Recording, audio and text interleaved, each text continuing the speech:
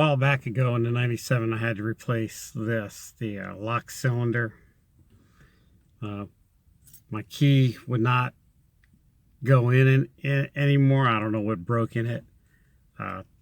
Since I didn't have the key in there, getting this thing out was pretty brutal. I don't want to tell you how I did it. It involved a 3-pound hammer and a long punch and a whole lot of sweating. But, figured if I messed it up, I'd just get another steering column and start all over again. Yeah, I got it out, got a new one in there, but then I had 2 different keys. One key to unlock the door, one key for the ignition.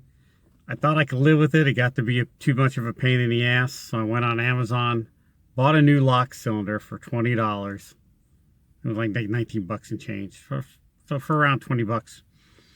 Bought a new lock cylinder, took it to a locksmith, Eastway Lock and Key. They didn't give me a deal on it. I had to pay for it, but I'm just letting you know. I'm not endorsing them in any way, but they did a good job for me. For $60, which seems expensive, they rekeyed it to my old key, so now I'm going to put it in. And I know $60 sounds expensive, but I called a friend of a friend that's a locksmith, and he was going to charge me 200 bucks to come out to the house and do it. So I figured for $140 I could drive 8 miles and just drop it off. Lock cylinder, if you have a key, super easy on these things.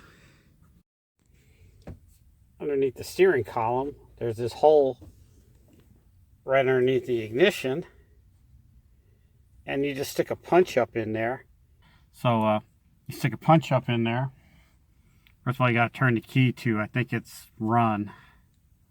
So you can't really push this button down. But when you turn the key to a certain place, it squishes down. This is a little screwdriver I use for opening cans of tubes of caulking. Just stick it up in that hole. Push that button and pull it out.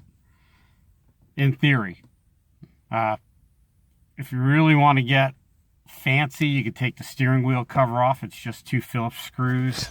It's just 2 Phillips screws on the bottom, one here, one on the other side. Out it slides. Got the key in. I'm going to turn it.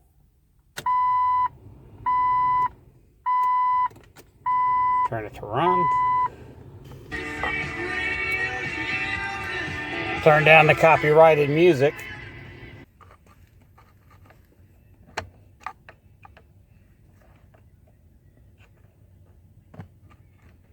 So I just punched it in. I needed 2 hands to do it, and it slides right out.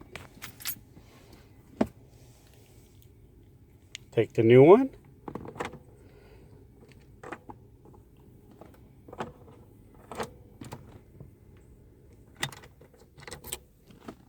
Voila.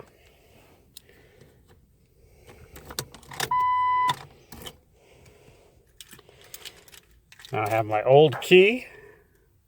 Put it in. Voila. Jeep, you really screwed up putting the E12 bolts on the top of the transmission, but you made up for it by making the lock cylinder super easy to change.